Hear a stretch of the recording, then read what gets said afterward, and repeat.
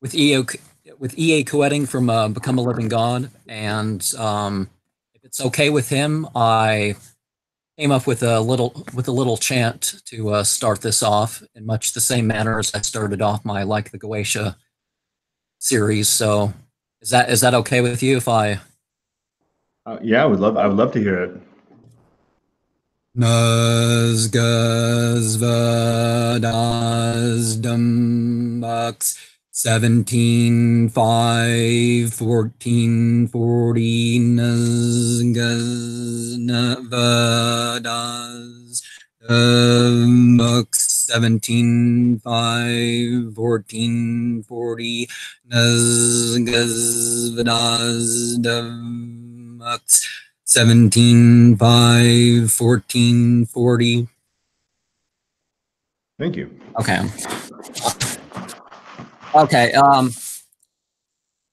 What was the intention that you had set with that? I mean, is that, first off, was that a chant of your own creation, and what's obviously you're pulling from you know, probably some gematria and whatnot, but yeah, tell me a little bit about that.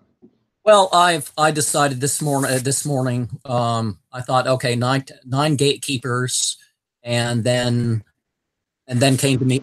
So I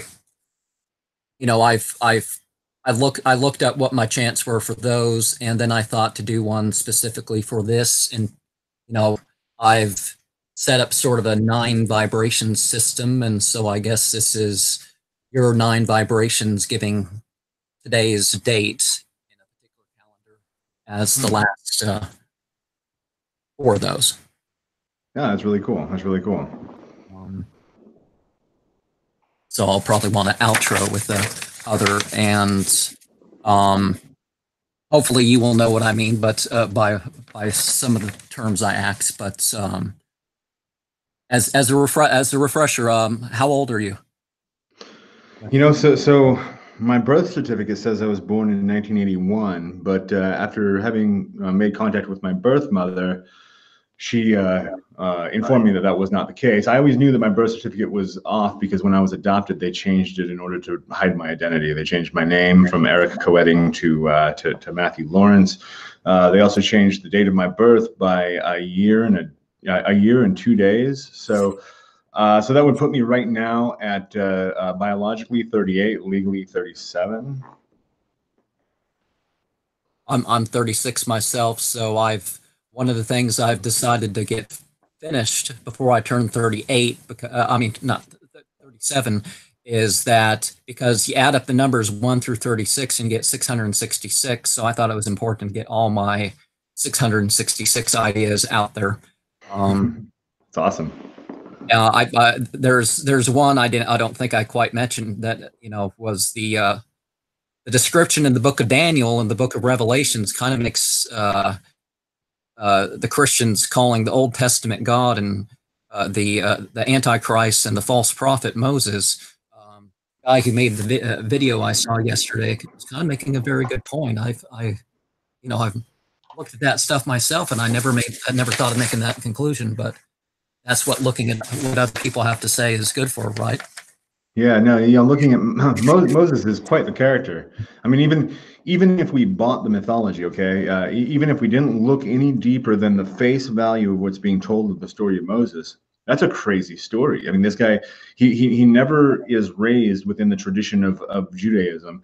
He's only raised as an Egyptian, and Egyptian royalty at that, and so he's privy to some very interesting behind the scenes spirituality, and then he goes and joins.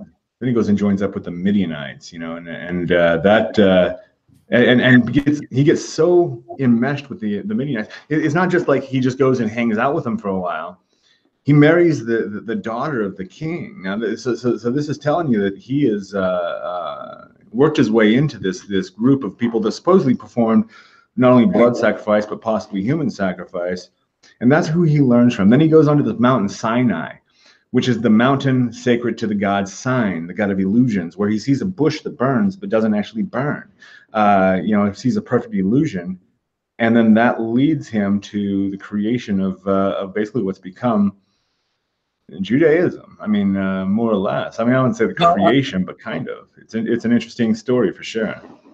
Well, I see one of the things that happens with virtually every so-called organized religion is even from their own books, there's reason to think it's like Jainism, 24 Tirthankaras, only the last two. Sikhism, 10 Satgurus, but only the last, the first two probably weren't part of the Sikh movement, and they were just grafted into it.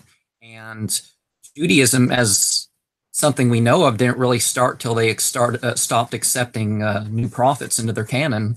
And kind of sounds like these Ha-Kahanim, the Cohens and the rabbis, the enemies of the prophets in their own book, are kind of their own thing. There's other differences you have there.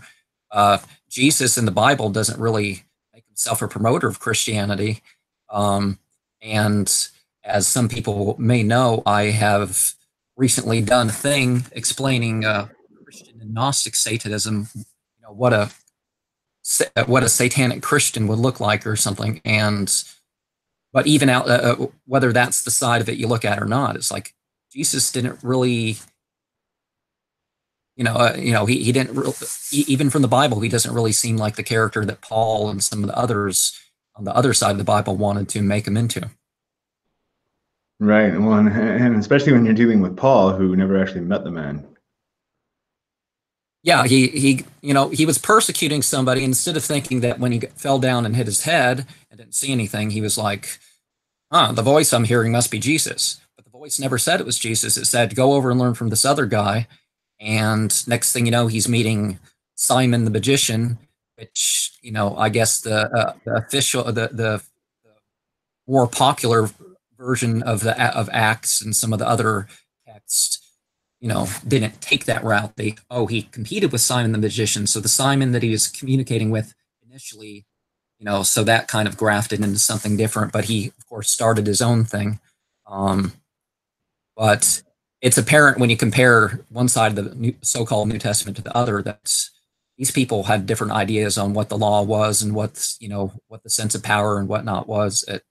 But the Greeks have this word phantom, which I like to use words correctly, as you may know, where you mistake the teacher or the temple as, it.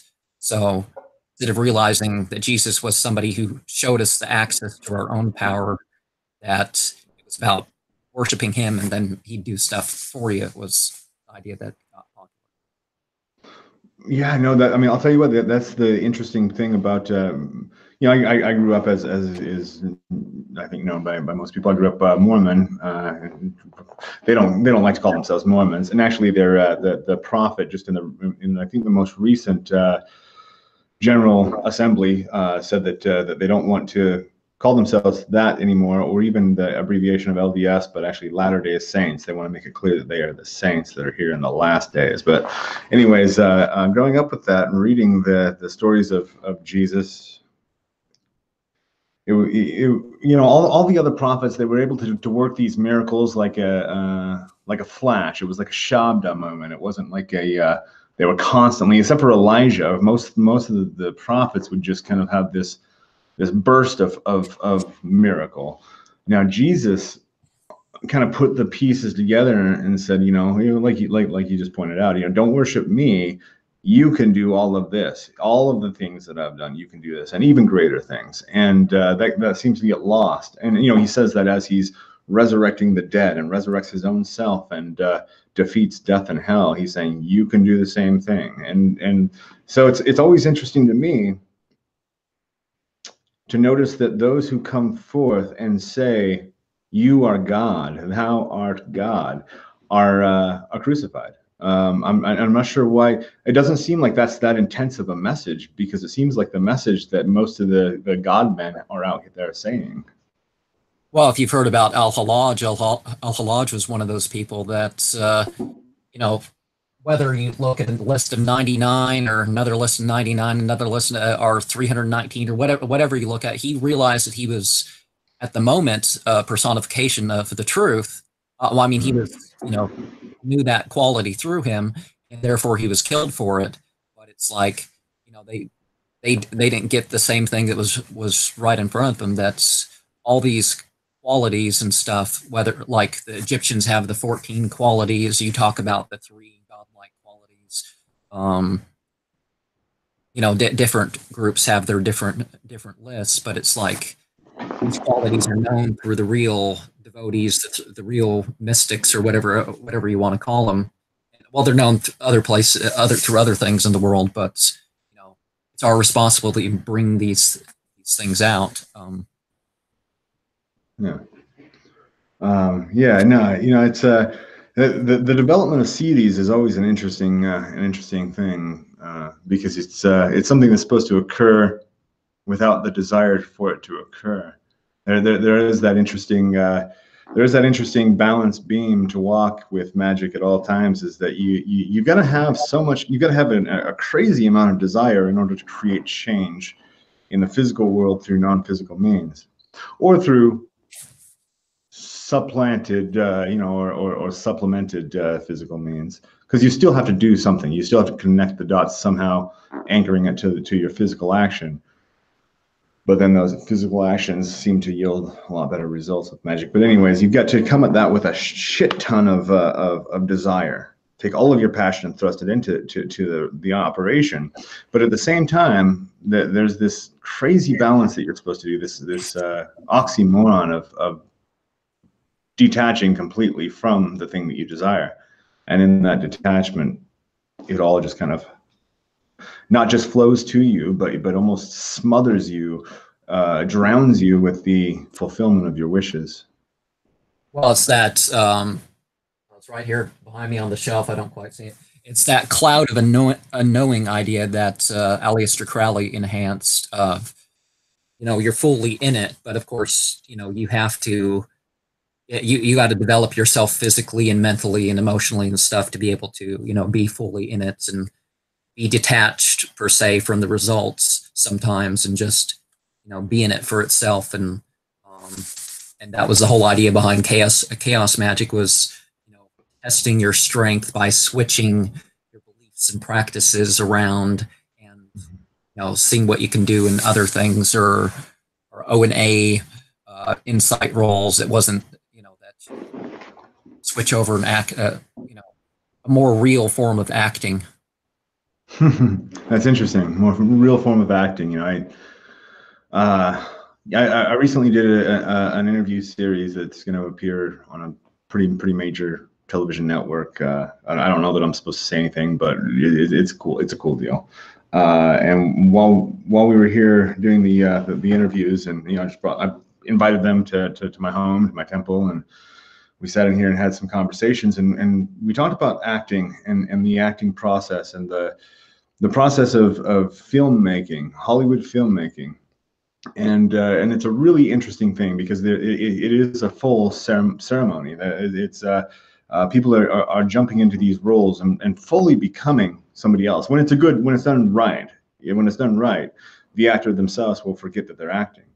And that is an intense situation. There's this show out, Jim and Andy, about Jim Carrey's immersion into the Andy Kaufman character. And after he came out of playing the role, he had the hardest time refinding Jim Carrey. You know, it was like Jim Carrey was an illusory mask that had just fallen away. And I think when you're dealing with what I would call like high level magic, you're doing something very similar, where you're becoming something else and letting who you thought you were die. And this, I mean, most high magic operations do have this death and the death, the afterlife, and then the reemergence into life through some sort of resurrection, not as the same being that you were, but transfigured. Yeah. Well, one of the things that is coming up constantly in the Prabhupada side of my Hindu series is that we are constantly, you know, never really have the same body twice. We never really have the same experience twice, and we just we're constantly dying and being reborn, and we just got to, you know, be in control of that consciously. I mean, where we are in that. Yeah. You know, no, I think that's I think that is key. I think you're absolutely right. You know,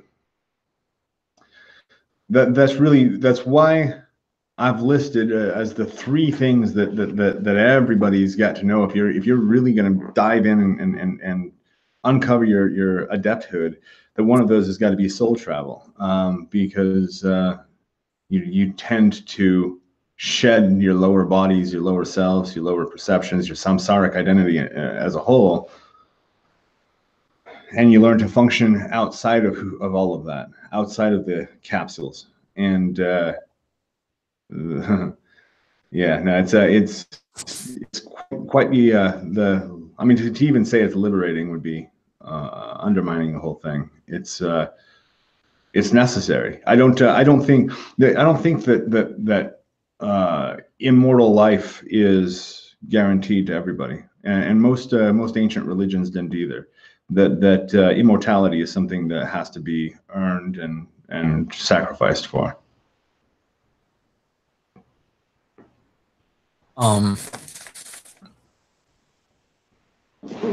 Okay, well, I'll get to my more standard questions. You know. Sure. What do you think is the purpose of life?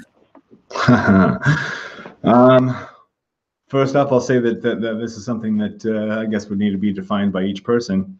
I look at Tolstoy, Leo Tolstoy. One of the only real quotes I know of his is that the greatest realization attainable to man is that life is meaningless, and that seems to be what I come back to over and over and over again. I'll inject my own meaning into life, my own purpose, my own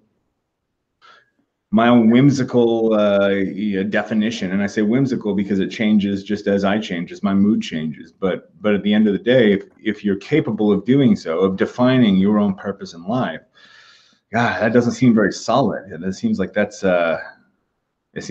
more of just an opinion than it is anything else. And I think that a good deal of what we assume to be reality, when we really pull back the curtains, it's all just opinions. And you look at the Kaulashara path, and where you are fully immersed in the activities and the pleasures and senses of this world, but still detached from it, non-attached, but you're still engaging in it. There becomes this interplay of the upper and the lower. But your definition of what reality is about, what life is about, what the meaning of life is I don't think there is one. I don't think there is one. I think that we can create that for ourselves. We can decide that for ourselves, and we can choose whatever we want. But that's liable to change. That's liable to change as we change and grow. The grand answer, I know that there's like, as somebody that's supposedly some kind of authority on this, I should be saying like, it's to learn and to grow and whatever. And that's fine. If you want to learn and you want to grow, that's there for you. Is it a requirement? Is it the meaning of life? For me, it is, but some people like football better.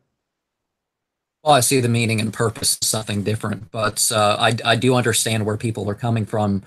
Like Joseph Campbell used to say, people aren't looking for they say they're looking for a meaning of life, but, well, I'm not quoting, I guess, but they're really looking for an experience of life. But, a lot of it is just, either illusions that others put on us or we put on ourselves, and, where the real thing lies is path of discovery. Yeah, Alan Watts has this really great lecture piece. It's funny, Alan Watts would go into these awesome lectures for sometimes hours, and then it gets condensed and picked apart now, and then you have music behind it and some pretty little scene that's playing on the video, and it's like 15 minutes pulled out of this 3-hour lecture that it seems just out of context. I mean, it's beautiful. There's some beautiful quotes by Alan Watts. But anyways, one of the lectures that he was giving was exactly about that, the meaning of life. And I loved how he basically said that it's music. It's music. You're not trying to race to the end of it. You're not trying to get to a goal. You're playing it just for the sake of playing it, for the pleasure it brings you, for the discipline it brings you, for the all of the various levels of satisfaction that it gives you. And so it comes, I mean, it's still meaningless, purposeless. There's not an actual goal of music. I mean, maybe there is for different musicians, that they have things they want to accomplish through their music, but by and large, it's just for the sake of playing. And especially with, I'm not a musician. I don't do music. The musicians that I do know, though, they could care less. The true magicians, they could care less whether anybody likes what they're doing, whether anybody appreciates it, whether anybody even hears it. They just want to pick up a guitar and do their thing. And particularly, oh, go ahead. Particularly when I have this three-type theory of music, and particularly once you go past the entertainment thing. I mean, once you're having the healing, cure, sort of the change how you feel, that sort of thing, or the devotional side, if you're getting any of that for even yourself, it's like, who cares if it's working for others? Who cares if others don't want to try it? I know it works for me. And, that's why I've sort of stepped away from music for mere entertainment and started to, do something for me in terms of the music. Yeah. But yeah, it's like, I know my art's not perfect, and some people are going to like this one thing or the other, but it's like, if it's worth it for me, I'm doing it. Yeah. Now, every at this point every year, I go out to different points, usually out in the desert in the middle of nowhere, and get together with a whole shit ton of people, and we get together and we build art. And most of the time it's not perfect. You're only dealing, you have the food and water that you need to survive for the time that you're there, and then all of the art supplies you could ever want, which may or may not include entheogens of different forms and other things that might incite to artistic revelation. And then we go create this art, and it is never, ever, ever what you expect it to be. Whether you're building, an entire camp front that you turn into a bordello, or if you're creating a huge statue of a being out of wood, a temple, or if you're creating, somebody actually made art out of the porta potties out there, and I thought that was genius. It was a beautiful rolling picture that was going on the porta potties. And so, but it never turns out the way you want it to, the way you expect it to. That's not what art is. Christos Beast of the ONA said that art is the language that the gods use to communicate with men. And it's whether or not it's good. That's not even a question to ask. If this art is good, it doesn't. Art can't be placed on a value scale like that. It's not a commodity. Sometimes it can't. It gets treated like a commodity, but to the artist, it never should be. I divide the definition of magic in the sense of arts on the one side and the science on the other. And if you kind of distinguish between soul travel and psychological projection, interplane, however you define that, levels and the different sensations, we have over 50 chemicals in our body and our brain that causes,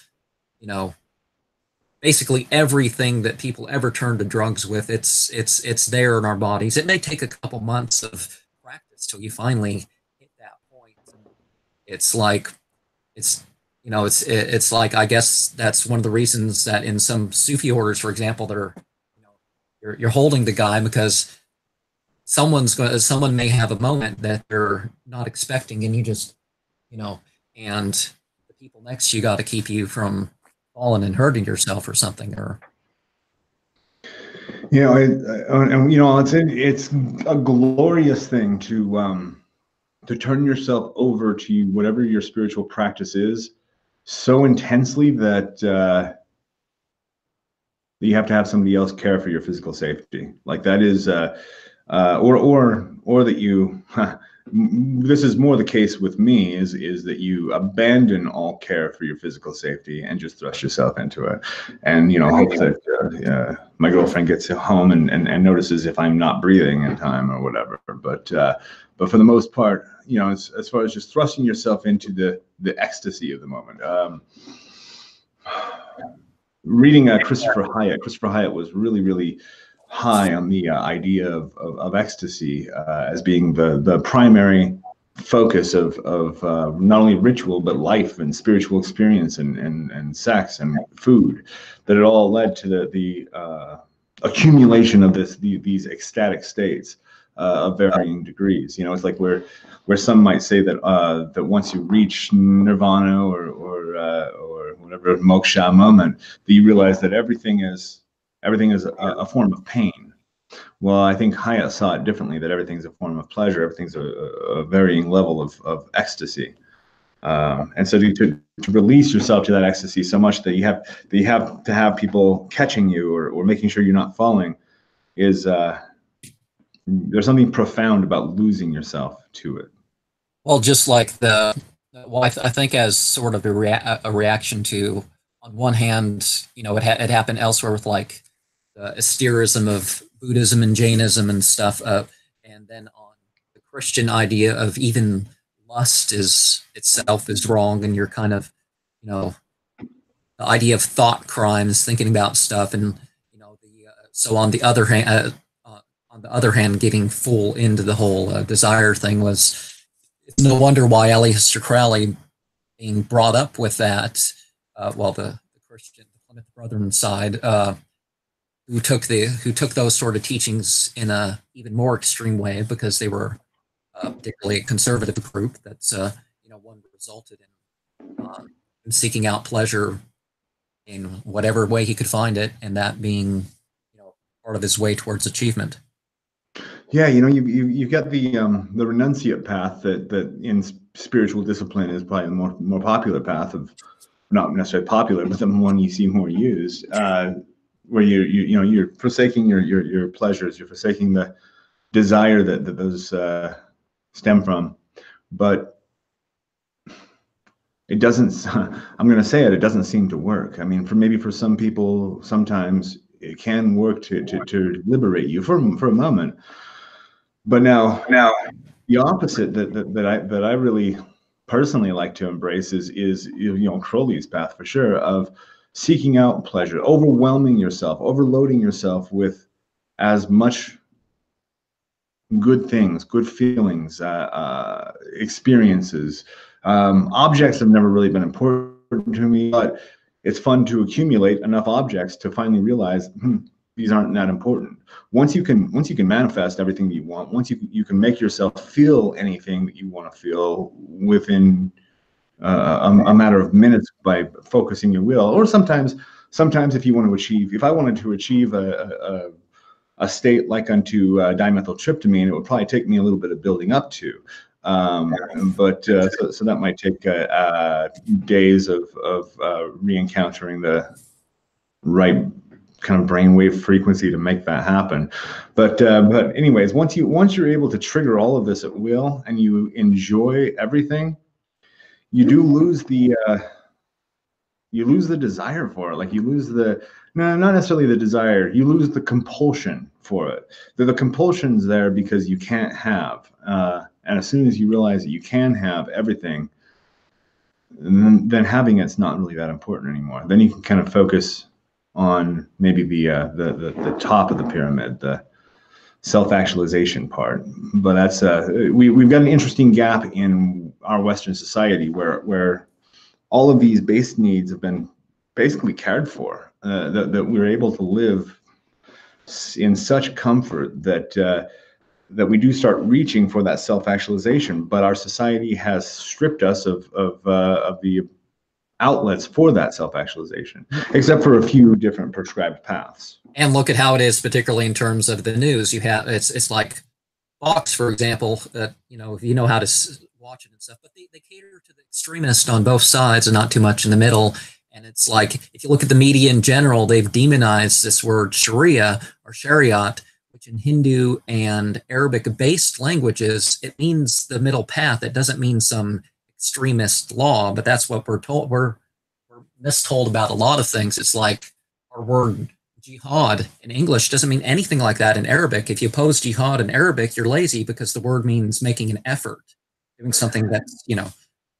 No, that's awesome. Yeah. No. Well, you know, then I'll tell you what. I don't have television hooked up in my house. I've got like you know, subscription services that I'll go watch a show with, but commercials themselves, I don't. I mean, I'm going to be honest with you. I'm personally offended by advertisements, by things that you'll see on TV or hear on the radio. That they're not clever. They're not. That they're not inciting me to go buy their product. But most of them are insulting in some way.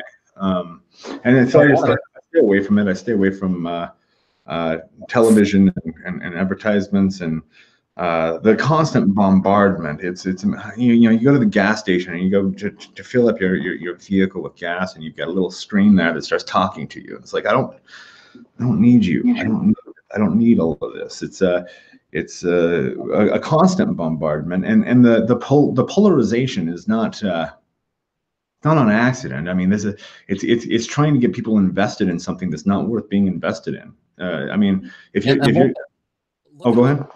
Even if somebody even turns off the commercials for a second, we got, if you know, the people watching 3-4 hours of TV, if you just turn off the commercials, you can read a book every you know, a regular 300-page book every week, no problem, just by turning off the commercials and reading during commercials. But I you know, the other thing I tried to do was I tried to switch, at least while I had services, tried to watch things of value that I was learning, like anything from naked archaeologists to who knows what, but it wasn't, you know, the news is less about telling us stuff, about just getting us worried. You can get, when you check your email, a couple headlines, maybe you click on something, maybe you don't, but that should be plenty. Yeah, I mean, it seems like so the news isn't reporting on what's happening. They're pushing what they want to have happen. I mean, that's 100%. And so it's you know, I'll tell you what, the news, because I do absolutely go check out news. I do want to at least stay informed as to what's going on in the world. I don't want to saturate myself with it, but at least dip my toes in the pool and see what's going on. And I turned to Al Jazeera, and Al Jazeera got a lot of bad press when they were reporting on things that other places weren't reporting on, such as beheadings and the different things going on, the different war crimes being committed by Israel. And what people really think of, you know, this country and its war efforts and its interference in politics and everything else. And oh yeah. Yeah, so they kind of got they got, in my opinion, slandered in the U.S. and got a bad name. But I'll tell you what, I'll turn to them to kind of get a snapshot of what's going on in the world. But other than that, I really, you know, so I had this guy, because I live in Utah, and that's not too far away from Yellowstone National Park, and that's a bubbling furnace under there. And I had this guy hit me up and said, "Hey, you really ought to be worried about that. It's about to blow." And I'm like, you know what? So it's been doing what it's doing now for a long time. If it's about to blow, there goes the entire west coast of the United States. What I do know for certain is that if I start focusing on whether or not Yellowstone is going to blow up and kill me, I'm probably going to be creating a greater likelihood for that to happen. So instead, I'm going to turn my attention towards the reality that I do want to manifest rather than the one I don't. Well, whether one's going to be one of the ones that dies more or less instantly versus one of the ones that, like probably most of the world, particularly since they found out it's probably going to be bigger than ever and it's twice, has twice the bang to it than they thought it did. It's like, almost everybody, it would just make their life worse. It's like, just like if this earthquake happens from Northern California to Southern Canada, that could kill 100 million people between broken up roads and radiation and just, the initial little bit of people dying during the earthquake. But it doesn't do the people good to worry about it, particularly if they can't get out of there. If they, and it's, so many things where, it's like, we're all going to die. Don't worry. Well, I'll tell you what, the stress level of your average American is frightening. And I mean, maybe I'm projecting because I'm an American and I'm projecting that on all Americans. But I'll tell you what, my stress level, when I pay attention to all of that, when I worry about all the things that I don't want to say that I can't control, but it kind of seems like it when you start worrying about a whole, when you have too many things that you're focused on, it's like it's distracting you from the moment, and the moment in itself is perfect.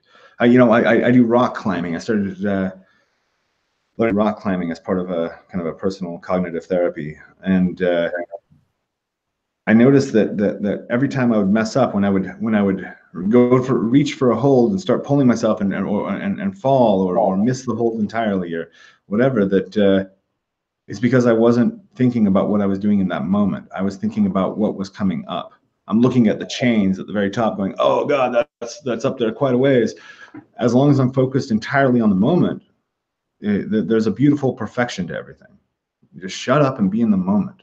And when you can do that, yeah, there is a spark of magic that occurs that it feels like when you're in the moment that you can do no wrong, and that the wrong that does occur is not really wrong at all. If you're fully in the moment, you can take any experience and push it towards ecstasy. That's, Richard Bandler was another one who loved the concept of ecstasy, that you take any emotion, any experience, anything that you're digesting within yourself, and wrap it up tighter and higher and more intense, and every sensation becomes ecstasy.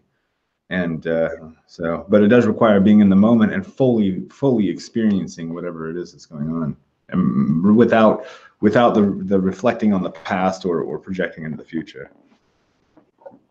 So I think I've already well, I don't see what that means to you, the purpose of life, because that's already came out, but more clearly, when you do the right thing, is it more likely to be out of love, doing good, or pleasuring, or pleasing some unseen thing? You serve personal enjoyment or pleasure, hope for result, fear of consequences, or hate for doing otherwise, or even for those who wouldn't do the same.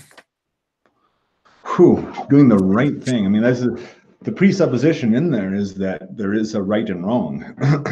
I don't know that there is. I don't know that there are right things and wrong things to do. However, I try to make my experience in life as pleasurable as possible.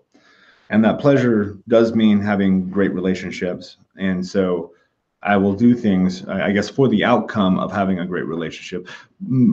Probably, I mean, see, that's the thing. It's all tied together, especially when we're dealing with anything in the terms of interpersonal relationship. I make my girlfriend happy. That in itself is its own reward, which can then have, multiplicity of rewards. But without that reward, I don't know that I would do things for very long. I mean, without, if I were to do something great for my girlfriend, my daughter, or a stranger, and it's never acknowledged, or there's nothing coming from it, that it produces nothing, my frequency of doing nice things, I'll say nice instead of good, would be diminished quite a bit. But that's kind of the causality of these relationships. So there is so I do most of the good things, the nice things that I do for some sort of reward, whether it's the cause and effect that doing this produces this in my life sometimes, but more for the instant gratification. I am definitely an instant gratification kind of person, and so I want to open the door for the old lady So that way I feel good about opening the door for her. And then she says, "Oh, thank you, young man. Not too many men open doors for ladies anymore." And oh, yeah, I'm just an old-fashioned kind of guy. And I have this whole cool interaction that lasts maybe 5 seconds, but it does something. It stirs something in me. It makes me feel good. And so that's actually why I think I do. That's why I do just about everything I do is because it feels good on some level. Well, I definitely see that.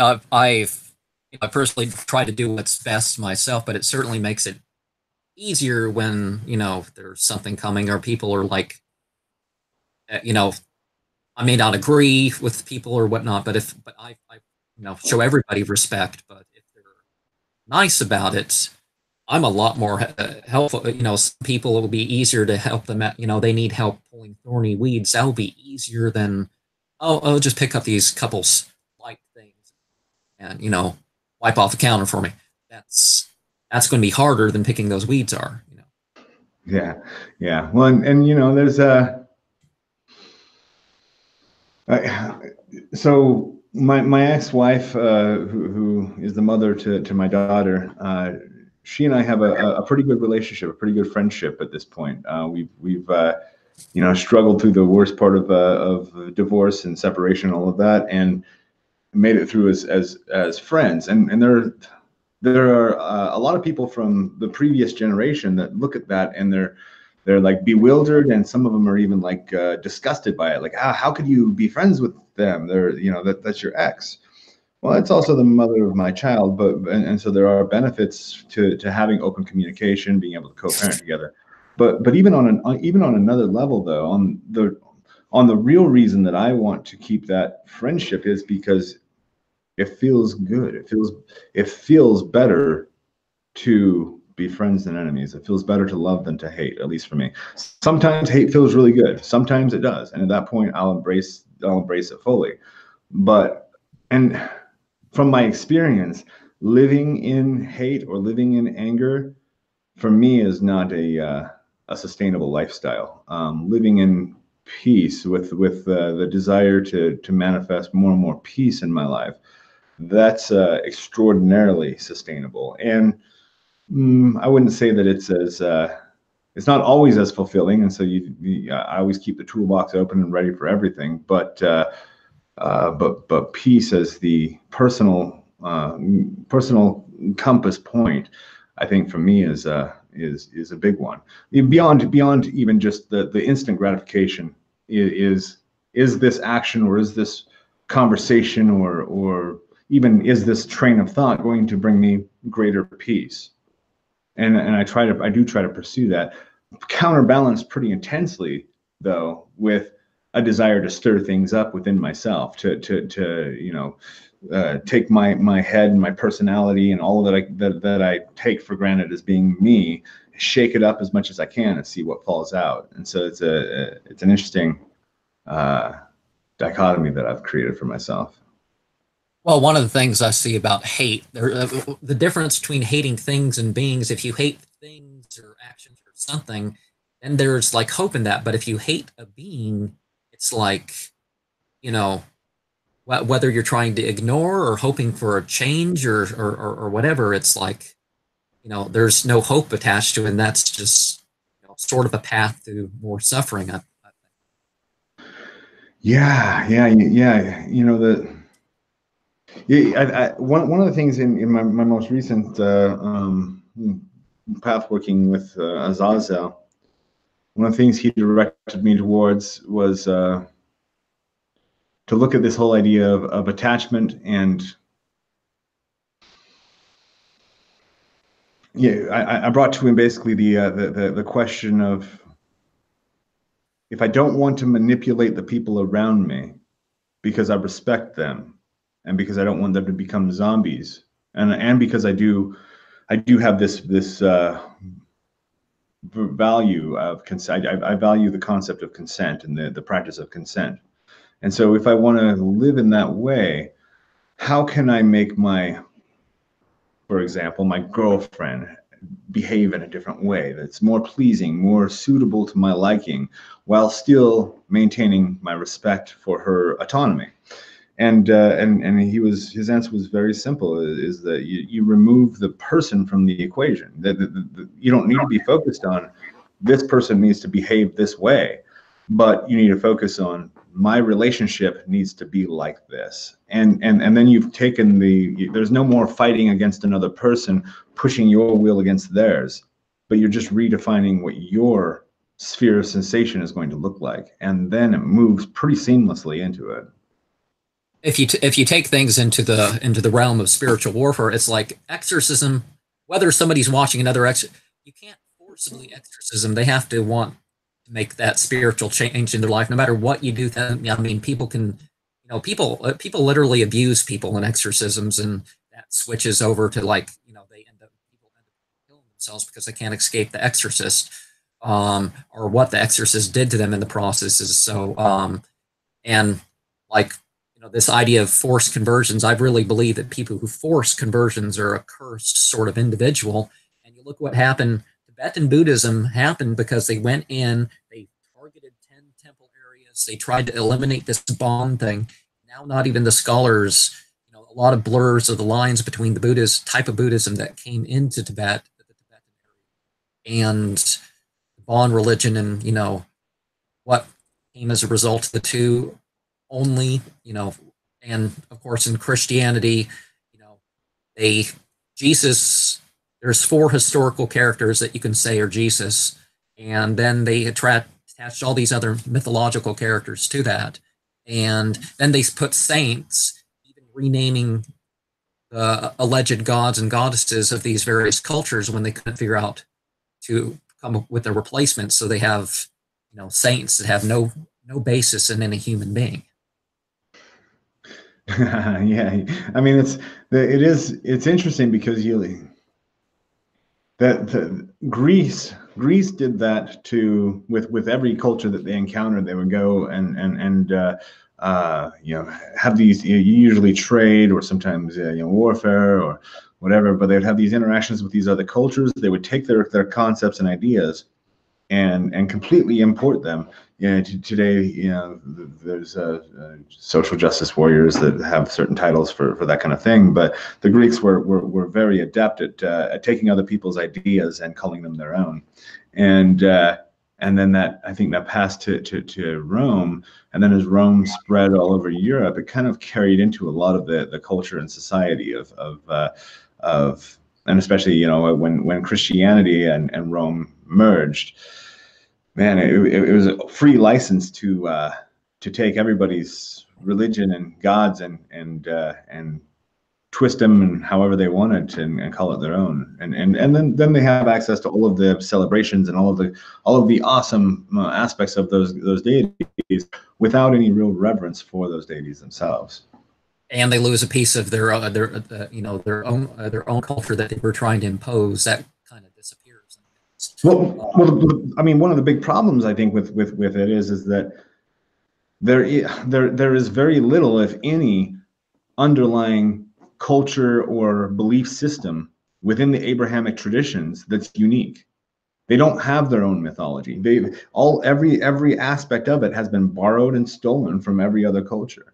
And so, I mean, I guess we could take a leap and say that that's what every system out there is, but I don't know. It seems like you look at the origins of Sumeria and North and South America, and you go into the ancient times. You actually do see some really original things springing up, and you don't see that with Abrahamic religions. You see a massive. I see the difference between, as I said, the sources, the conservative movements, and maybe what's behind the sources, the earlier sources in a lot of that. But I think that was sort of the point with like so-called Zoroastrianism, they would call that too. The Achaemenids kind of screwed things up, but you can kind of unpiece something where it's like the guy didn't want this profession. Even the Bible, Jesus didn't want the professional priesthood. He was kind of everybody sets forward, and we're going to be a nation. We're going to be a nation that does this. They called them the Magi because it's like, oh, we just have our priests do the thing. These guys are off doing their own rituals, and it's like, yeah, these guys were doing their own rituals. correspondences, material that they used in rituals, all sorts of stuff. These, a whole society was trained in it, basically. I mean, as much as the Achaemenids kind of jumble everything Persian into one little package and kind of try to move things towards their kings and their priest, having this top-down sort of thing, there's this underlying current that you can still find there.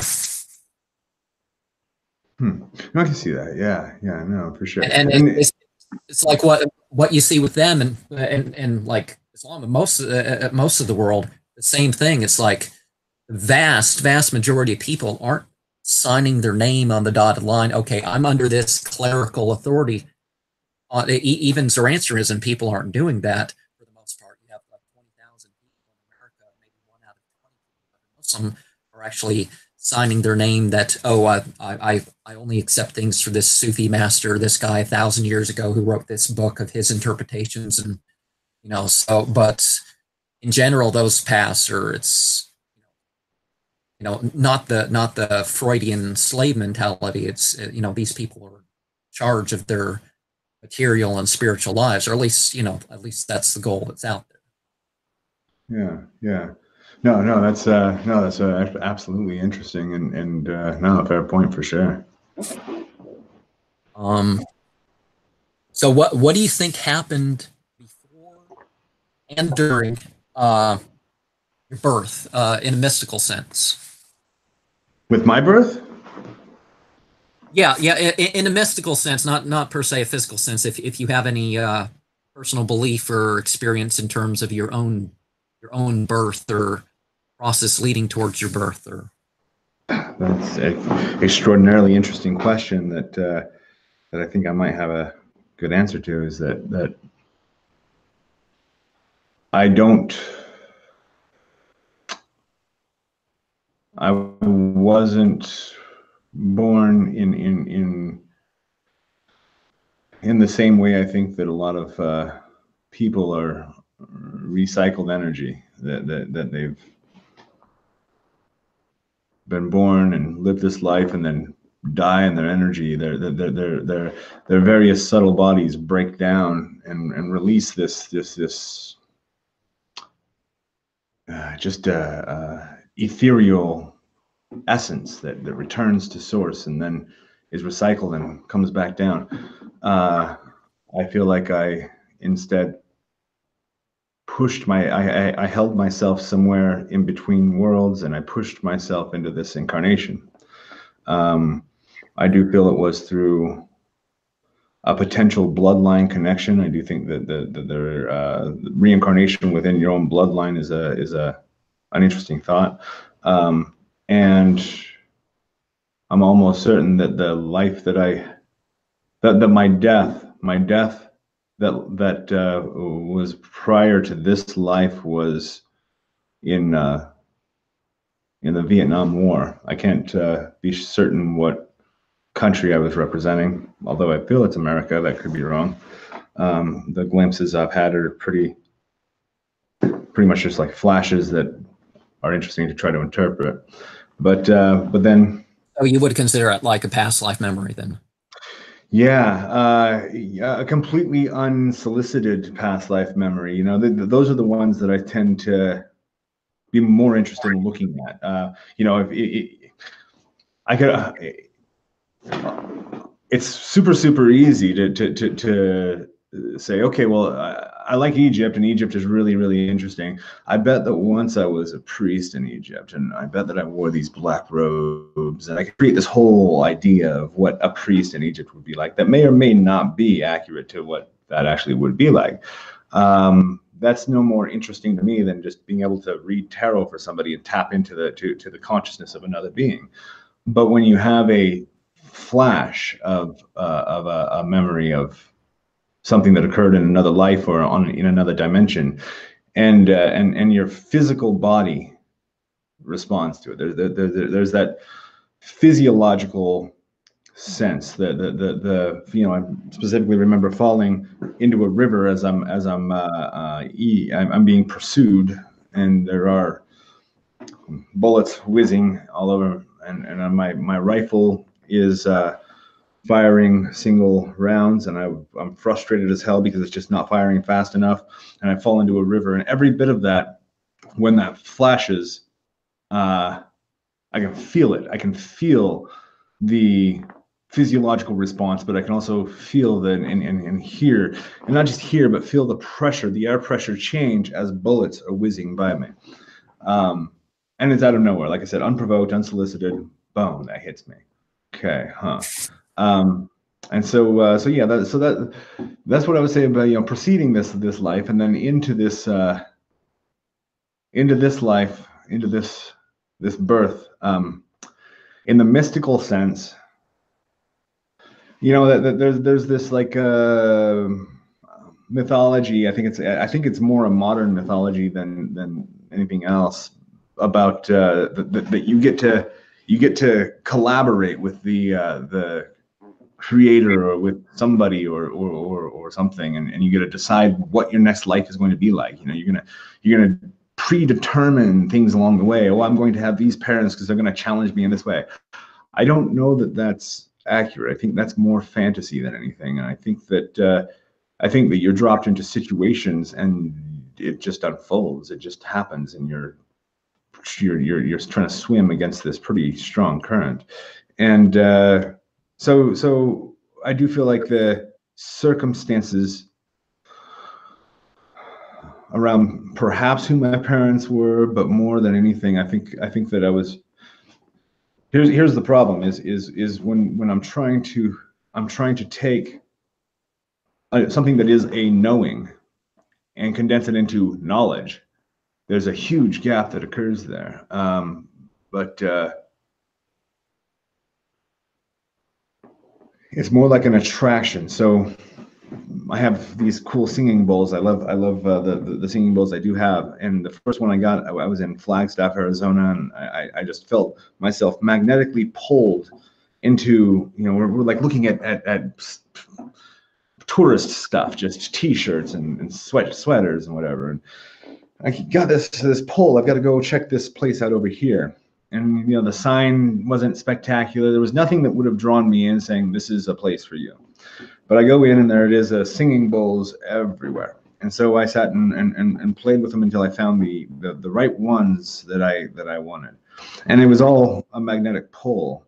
I didn't know why. My conscious mind had no idea why, but something else did. And I think that the same thing occurred to bring me into this body, into this incarnation, was something that my conscious mind can't say, oh, this is the reason behind it, but a greater knowing, a transcendental knowing, came in and guided magnetically for that to happen.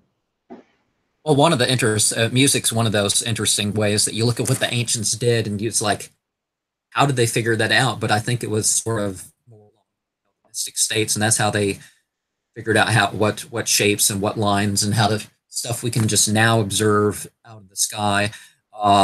It's like musical instruments being tuned to different brain waves that they're digging up, whether it's a tradition that's passed on or whether actual artifacts, and they're finding out certain patterns to create certain states and stuff. And it's like, I know there must have been a lot of practice with this stuff, but there's also this happens. It's like the entheogen thing. You have a combination of plants, and it's like, the odds of them putting it together, particularly when you got, the ayahuasca or the Hyoma mix, where they take your typical 3 plants that you have for soma and mix, you get a total of like 40 different plants if you got a really good Hyoma mix. And some of those enhance the high of the other 3 things. Some of them are, just healing herbs, no intoxicating quality, but they kind of enhance each other like that. And, musical instruments is one of those things that's like very interesting, that they figured out this stuff with music that we're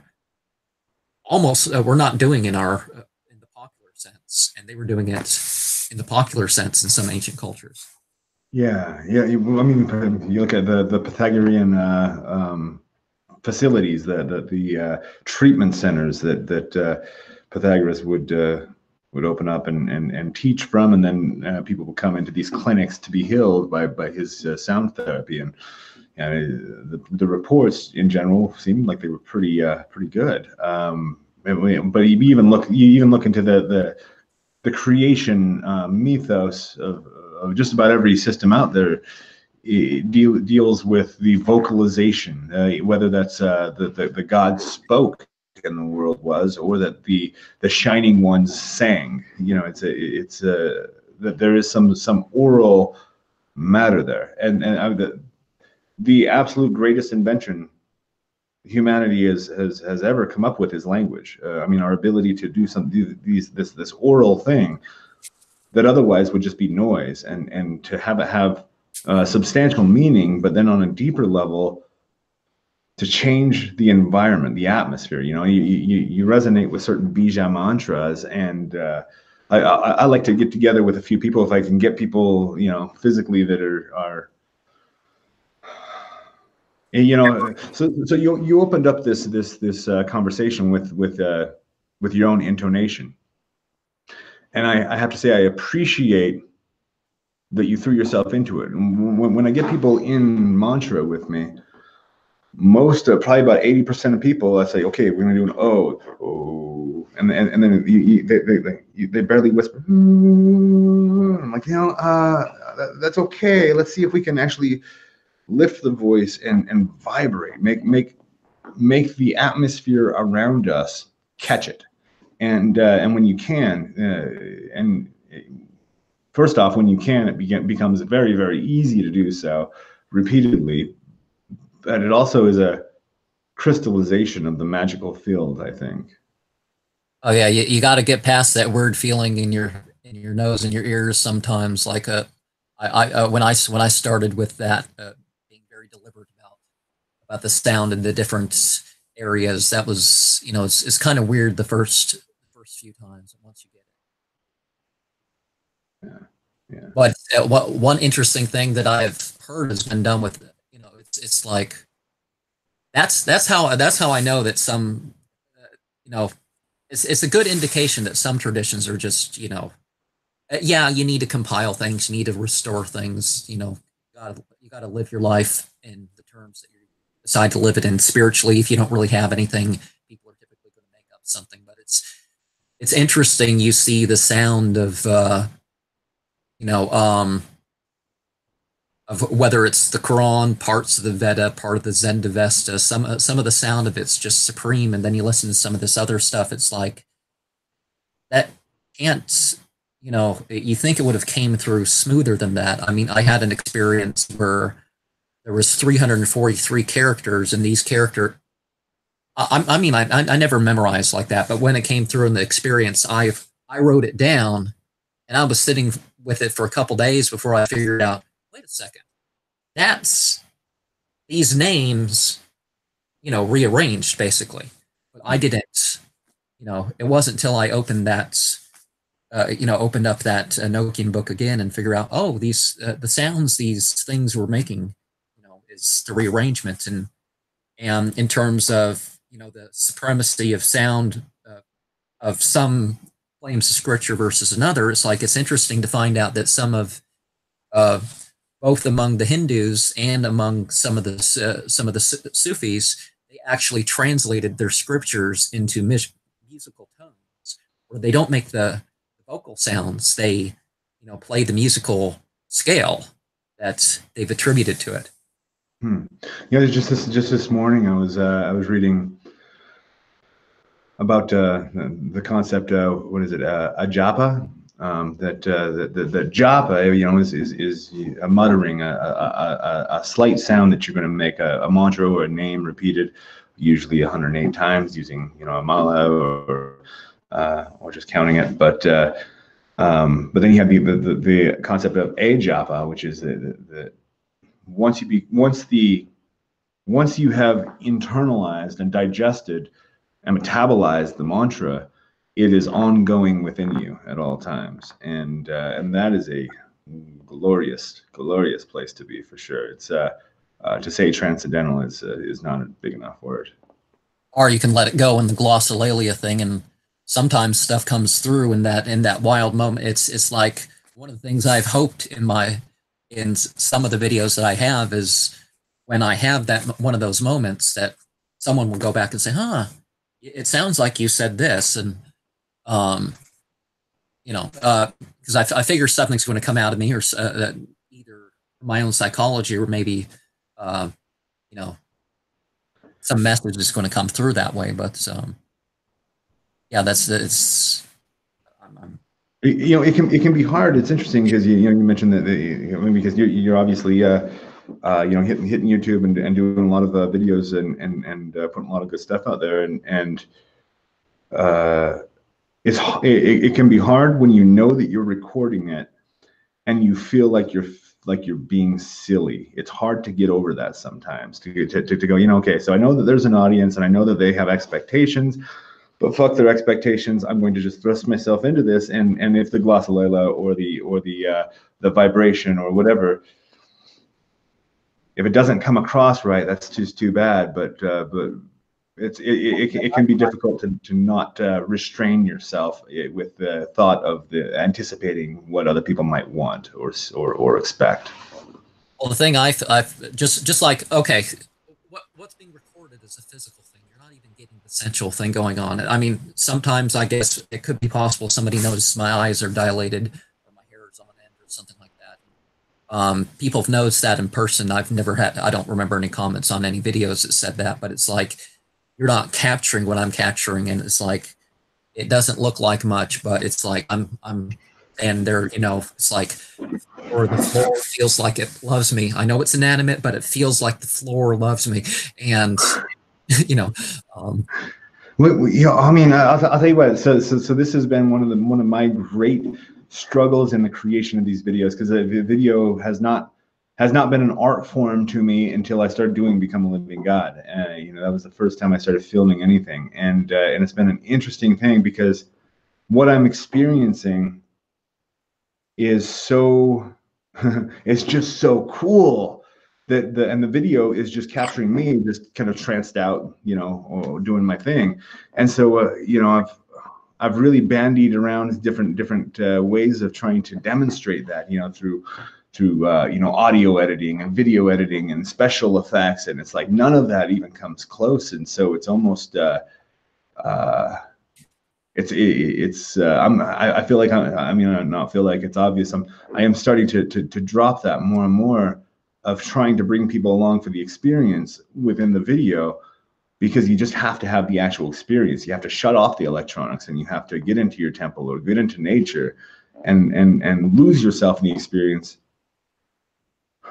You said at the opening of this, we talked a bit about the desire, and maybe doing things without the desire for an end result, just doing things just for the pleasure of doing things. And I think if you can push yourself into that in your own personal practice, really push yourself fully into, it's like Abaddon just recently told me, you have to fall. You just give up, fall into the hellmouth, let yourself be devoured. And if you can do that, the experience is beyond anything you'll ever be able to describe. You'll never be able to write a poem that's going to summarize it. You'll never be able to paint it. The music is probably the closest you can come if that's your skill and talent. It's not mine, but it is a ascent, and true ascent or transcendence it's a personal experience. It's only for you. Only you can experience it, and nobody else is ever going to know what that's like. And there's this the following along aspect. You get it out there, and people, whether they share completely beliefs or not, it's like, I don't agree with a whole lot of what Catholicism has to say, but I can turn on the Christ Mass or the Easter Vigil and something and move along with it to a degree without thinking, about this Father, Son, God stuff, and or something like that. I don't have to agree with that to be moved by the thing. And it's like, the Israel Regardie lectures, if you ever heard them, they're not much to listen to. He has a slight speech impediment, but it's, I've kind of stumbled in my speech here more than usual. But it gives you something to work with and something to follow along with and then you do it yourself and you're intoning these things, and every other person's better than the tape, but the people are just listening to it for entertainment. They're like, yeah, entertainment and it's stimulation of thought. Being able, I'll listen to, I've got some different soundtracks. I say I've got no musical talent, and for the most part that's true. But I will take other people's musical things and mesh them into my own. I like to take things and make them ugly and dirty them up and make them grungy. And so I'll take different Avestan prayers or Kali mantras or different things that I'll be able to pull, mess them up, slow them down, deepen and throw some didgeridoo in the background and some singing bowls. And so I've got like several tracks that I'll put on and listen to just to stimulate, to get my brain moving in that direction, or different motivational speakers or spiritual mentors that I'll put on. Just even if I've already heard the lecture before or heard that song or whatever, it's almost like it can become background noise that then allows my consciousness to start doing something else, something that's more geared towards my own personal experience of the thing. Well, we see, through fiction, we're like being prepared. Some of us are prepared for things, and other things we're trying to sneak in a little message here and there, and it's like a lot of it's. It's like one show could be disturbing in the '80s, but nowadays, it's too tame to be on TV. And there's other. It's like Hideaway. I think one of the first movies that spiritually, the soundtrack was surprisingly good for a bunch of unknown names for the most part. They weren't unknown, but really lesser known sort of names in music. But the scenes of heaven and hell and stuff like this, it's like most of the I don't remember anything before that movie that wasn't like cheesy. Yeah, I'll tell you what, the cheese line is way easy to cross, especially when you're dealing with these subjects. It's like your typical. It's like I'll throw out a joke question right now. It's like you're a black magician, huh? Yeah. You're not even black, But yeah. No, I'm not, I guess. That's I'm not sure. I haven't had my ancestry report pulled, so I might be black as fuck. Who knows? I went to the DMV last year to get a new ID and whatnot, and it's like they asked my race and they didn't want to know my. I know some of my ancestry over 1,000 years, so I'm Teutonic, Northwestern European. But they didn't care about that. It's like, so you consider yourself white, black, Asian, Hispanic, or mixed, and you consider yourself a man, right? It's like, are you saying I can label my? Are you saying I can be listed as a black woman? And they didn't want that either, but. I saw, as I said, I avoid the news too because it really. But I was flipping through the channels one night, and someone was a couple counties over was suing like the county school district or the DMV or something. They because this guy wouldn't be considered. They refused to acknowledge that he considered himself a woman, and they were like. In your personal life, whatever, but we're not putting it on your forums. And it's like in Oregon, there was this two people. One guy had all these horns and whatnot implanted and a bunch of tattoos and whatnot. He identified himself as a goat, and some other guy had his tongue split and he identified himself as a snake. I don't think they lived in the same area, but it's like this thing where.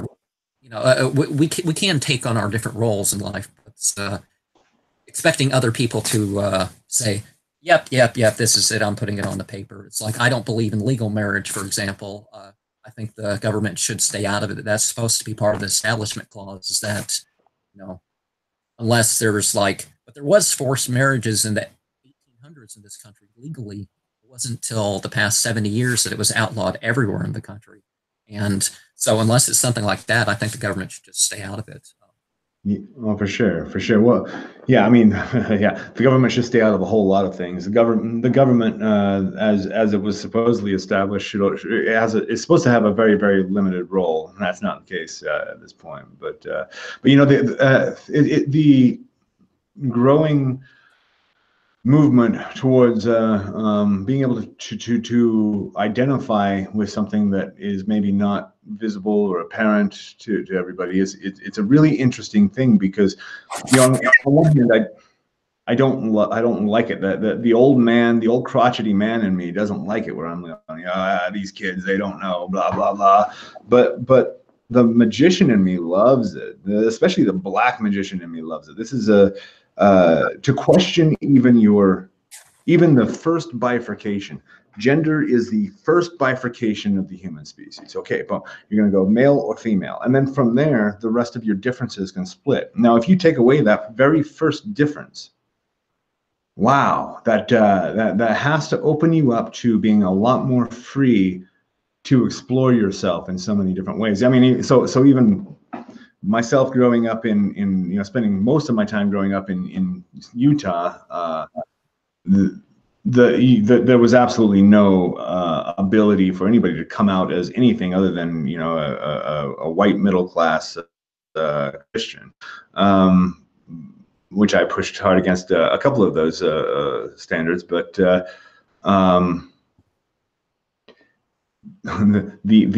freedom that I look at. My daughter is 13, 14 now, and I look at the freedom that she and her peers have to explore their identities and to shift that to their will, to have a fluid self-identification. That's really, really, really cool. The expectation of others to automatically understand what their identification is, that's a different subject entirely. I mean, well, we look at what's been falsely imposed. There's differences in race and gender, physically, biologically. Well, one, you know, overall, there's sort of equality, and we're here to do what we're capable to do, or at least make decisions along those lines. But it's like, because so many false ideas have been put on things, either by reactionary or by the conservative movement to begin with. It's like, you know, it's no wonder why we're not why there's this lack of acceptance of whether it's race or gender or whatever. People are even pretending like they don't, like neither one exists, and it's like, well, and you know, I mean, that is the, you know, I really for the most part try to stay away from the thought of the elites that are oppressing us, but good God, sometimes it seems like the elites are oppressing us. I mean, when you see that the people who have assumed these massive powerful positions.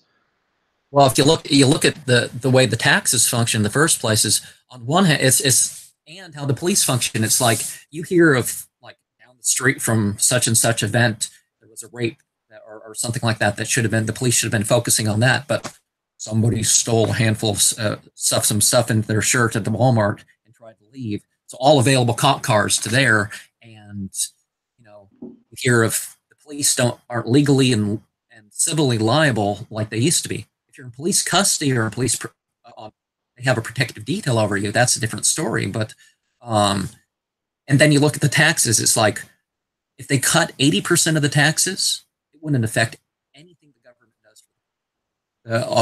All the programs and whatnot, it'd be the same. It's like, you saw the debate, both parties, 60% unconditional welfare for the rich, you know, an entitlement program, and then the 84, then the 24 of that percent on top of that was, you know, conditional stuff, like the Walmart gets paid $10,000 a person, you know, to hire people, and those people get government housing because they aren't paid as much as the Walmart should be paid.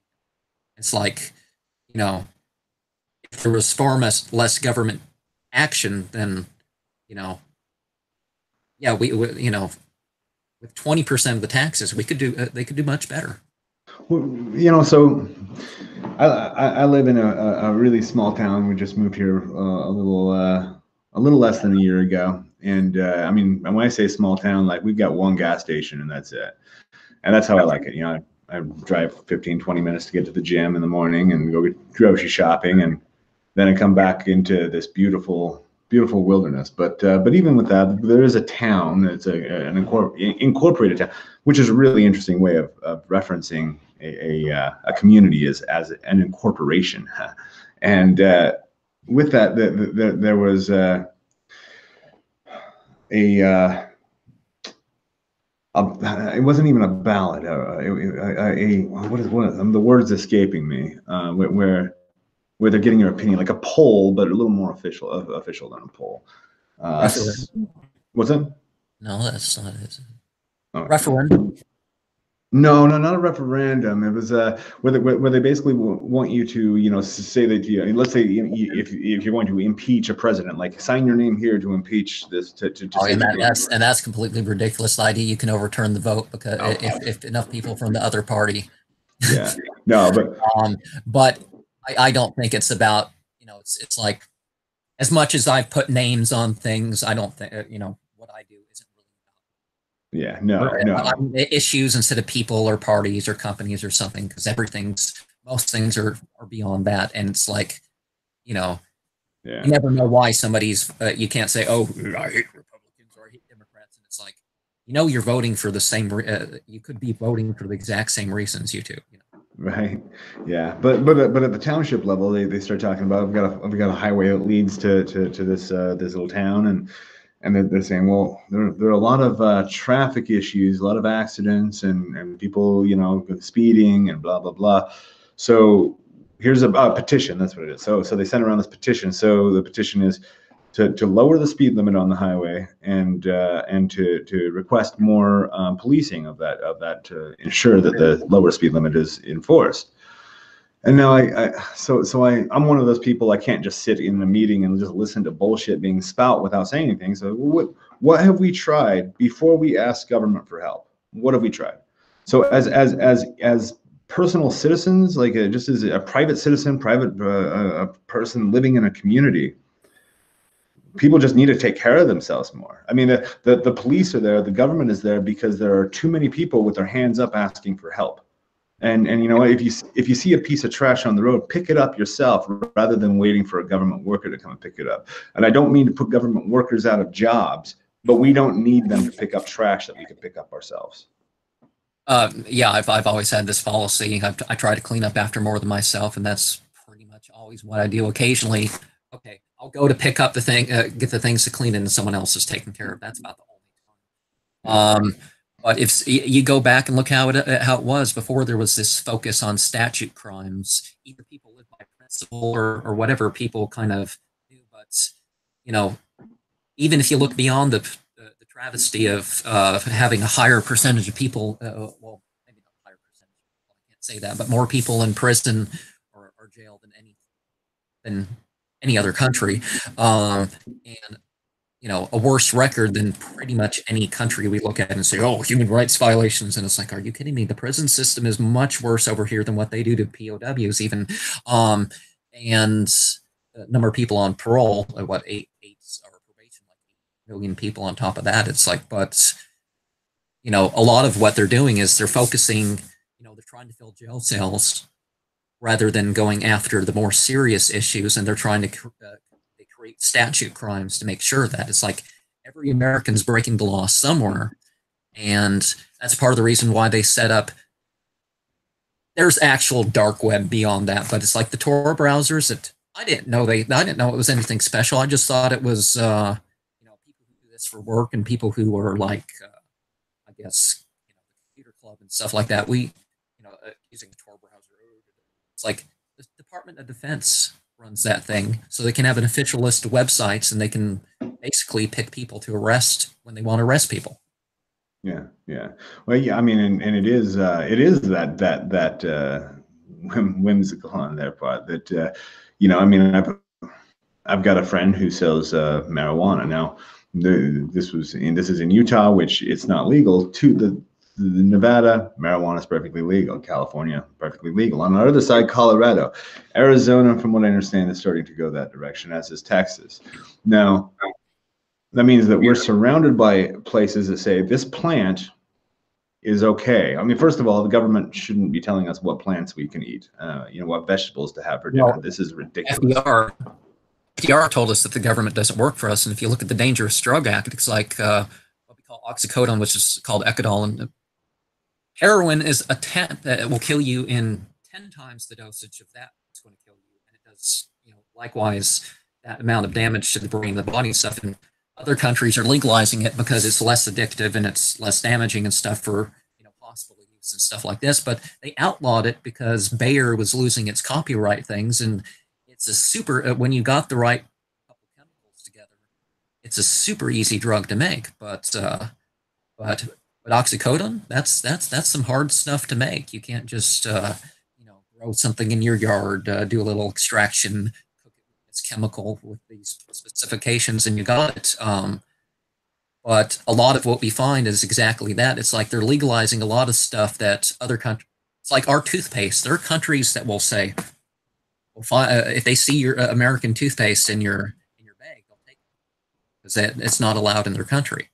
And they're legalizing stuff that was considered not okay, and now it's considered okay. And it's like, I don't trust them with safety. We got plants, and what's wrong with it? Using a plant can't be that bad. And it's like, there's plants out there. Rather than taking some pharmaceutical, whether you're taking something for health or help you get off of a drug or whatnot, there's plenty of plants out there that can do it a lot easier than these little pills that they're going to give people, and they're usually going to make them even. Some of these things can make people even more addicted. More miserably addicted than even when they were using some dirty drug they were buying. Yeah, and really the whole thing for me comes down to a matter of Timothy Leary had this great and it was even the title of his book, the politics of consciousness.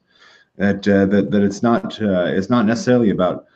I mean, on one hand, there is the financial gain. Our governmental system has a lot of gain to be made by investing themselves in the drug trade, as we saw with Bush Senior's experiments in South America, and so there is that aspect. But I think the greater overarching aspect is the control of consciousness.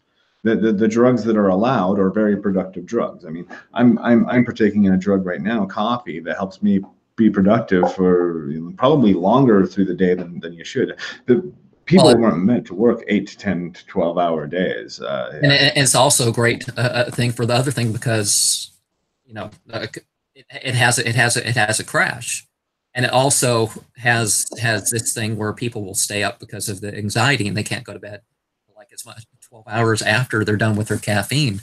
And it's like because there are plenty of people like that. I'm not sure where the most and whatever lies, but it's like you crash and you don't have energy for your family like you probably would if you didn't that way, and you just sit in front of the TV. I mean, plenty of people do, but it makes a difference, and it helps the other corporate agenda of getting you to be programmed by your TV.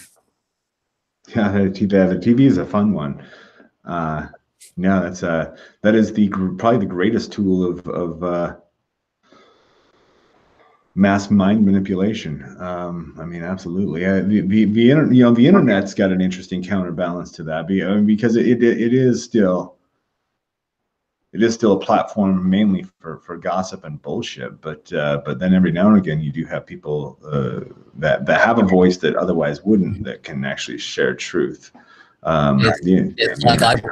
It's like I would wander around talking to people, and I talk to thousands of people like that, and I think I've had more an effect even YouTube or my Facebook with its the 20-something thousand followers I was maintaining for a little bit there. Even there I had more effect than I ever had on wandering around talking to people. But not as much as per se had I got into it before things changed. Maybe things would have changed on me, and I would have relied on because you find that they make it, if you're not one of these people just sharing gossip and liking and sharing what the corporate pages share and stuff like this, they, that's sort of why they designed the thing, because they realized that people were going to focus on that and, push that, and that was going to push along more than counter agendas for, Yeah. Well, I'll tell you what, the one of the things that I've seen that is startling to me is that my reach since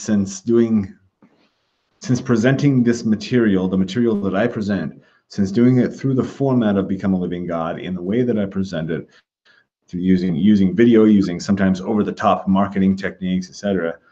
It's taken the people that are actually paying attention to my message from a few thousand to, ridiculous. If at this point, a few 100,000. And that's something that I always knew was possible. I knew that the message itself was powerful enough, and that the potential was there. But writing books and doing lectures and seminars just was not. It just wasn't spreading as wild a fire as I needed it to. And man, the internet and specifically video is. It's capable of doing a lot of things, and teaching people, showing people how to go through some of these things, how to do some of these vibrations, etc. What would you say to those who would? Well, one of the opinions out there about you is that you're a less scholarly sort of Michael W. Ford sort of character. It's funny you say that. So Michael is going to be doing some work with Become a Living God. He's brought a couple. His next, I don't want to say too much. He's going to be doing some work with Become a Living God. So he and I have been in contact, and I actually Timothy, the co-founder and co-creator of Become a Living God, he and I were in a planning meeting the other day and talking about Michael W. Ford and what we're going to do with him. And I said, hey, he's like me with really good research. He researches, his research is far beyond mine. And, there are people who criticize his research and some of his conclusions, etc. That's fine. But the fact is there, he does a shit ton more research than I could ever imagine. And I'll tell you what, that I will accept that. I am a less scholarly version of Michael W. Ford. I'll accept that. Because I've never been scholarly. I never got good grades. I never did well on tests. I never could sit still in class. I would always take things on a tangent. Where I learned to shine is in the application, in just pushing myself into it. I learned how to rebuild an engine it was a Toyota Tercel that I threw a rod, didn't put oil in the stupid machine like you're supposed to. Threw a rod, so I got to not rebuild but replace the engine with a new engine. So I did it all not by sitting in a class, but by getting the Chilton's manual and just doing it, getting my hands bloody and greasy and figuring it out with my hands on the machine. And that is how I work. So I'm not a scholar. I would like to be. Sometimes I like to pretend to be. I'm not a scholar, but I can play one on YouTube. But I'm an experiencer, and so that's something that I want to bring to everybody. That's why the challenge that I kind of have continuously out there, it's not a challenge to see if your research is better than mine, but to take my experiences and the route that I use to achieve those experiences and see what you can experience with it, see how that resonates with you, and maybe if you can add something to the conversation through your experience and through your communication of that experience. The more we communicate, our evolution as a human species at this point is tied. We are tethered together, and on a global scale. And so the communication of these most important values and practices, I think, is elemental. Well, one of the things that I think is degraded for a lot of people is the idea of a scholar into something just a memorizer and someone with degrees, rather than, you know, it's even scholastic philosophy is you're making glosses and commentaries. You're not just copying and summarizing things, although that's part of it. But you know, so people are even, and then people are saying, oh, but if you don't have, you know, there's only a couple scholars in the world because they would have a shelf like that, and you know, some people surprisingly learn vast amounts of information, and even when they were younger, they didn't. But I mean, there's more to it than that. It's like it's better to have somebody that can operate a small amount of information. Some things get passed on. It's like there's plenty of books I have. There's information in there that I can't find on the internet. I've never found on the internet or elsewhere. Same thing with stuff that I don't own. But having somebody that operates the material is usually more is usually better than somebody who's memorized a vast amount of material and, you know, all they can do is quote. Yeah, it's you know, like philosophers. People quote philosophers like it's religion or something, and it's like, no, philosophy's a method. Or I actually remember a distinct moment. I was 19 years old, living with a girl that was I think she was my second failed proposal, whatever. We were engaged to be married, and I've done that a few times and failed every time, even the one time I actually did get married. She asked me a question. She was a what I would call a hereditary witch. Her mom and grandma had passed it on to her. And so it was all natural to her. And so she starts talking to me about some of the underlying theory and philosophy of magic. And I said, well, you know, Anton LaVey said this, and then S.L. McGregor Mathers over here said this, but Eliphas Levi said this. And she says, well, what do you think? And I'm like, what? Well, I'm telling you, like, these guys are. She goes, no. You're all you're doing is telling me what they thought. What are your thoughts? But at that point in my life, 19 years old, I'm going to be honest, I didn't have a lot of unique thoughts. I didn't have a lot of original thoughts about anything. And that only comes from, I think, utilizing other people's systems. You know, one of my rules, my axioms of magic, of my elementary principles is the use of a working system. That you have to inject yourself into a system that it already works for a number of people, in order to digest that and find out why it might work for you, in order to add those tricks to your toolbox. And that's what you're doing. The whole journey is to. Yeah, I've got a buddy that has this whole philosophy called rootism. It's a yogic philosophy of rootism, that you're planting yourself in all of these different philosophies and practices, and you're going to naturally grow roots into the things that are valuable to you. And so those are the things that you hold on to. And so you'll take pieces of this and that and the other from all these systems as you go. And you're free to discard everything except for the things that you grow roots into, things that actually just strike you. And that seems to be... It's like the mother, father, child stage of Crowley. The child stage is you're you know, you develop what you decide to develop. Your you know, the rules and the skills and the relationships that your parents gave you. You can eat that. You can toss it. Whatever, you know, you're responsible for yourself now. You're, you know, to develop things and be the conquering one for yourself, not just. You know. Well, that's the interesting point of the adolescent stage, for sure, is that not only are you free to go explore yourself on your own, and not only are you supposed to, but you're even like biologically primed to resist, push against, and challenge all of those things. Well, if you look at the 7 psychological stages of life, or some other division, the onset of adolescence without early puberty disorder or something like that, where you hit puberty as like a 9-year-old or something, that, you know, your brain's at the stage where it finally has the ability to have independent morality. And that's why you find, and the ability to choose. That's why it's not people in their 30s or older that are sometimes, And it's not the people younger than the teens. It's that are exposing these groups where they try to make them marry their their sister or their aunt or something like that. There's other issues that can appear with some of these groups, but people being raised in it, even very isolated, a lot of them will have this break that, regardless of how they were raised, this is it. I'm not going to have this thing. It's like I was raised to be. I definitely trained towards being a Latter-day Saint missionary, and but when I was 7, I was noticing contradictions in the Bible. I was noticing problems otherwise with Scripture.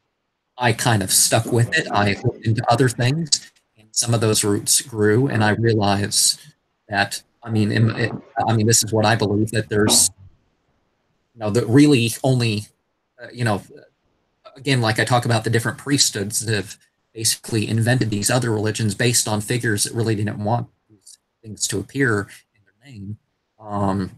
Even the Bible has Jesus prophesy, there's going to come a day where people are going to say things and are going to do good works in my name and heal in my name and prophesy in my name. And I'm going to say, I didn't know anybody like you. You work outside that long ago. Well, that's not an exact quote, but that's pretty close.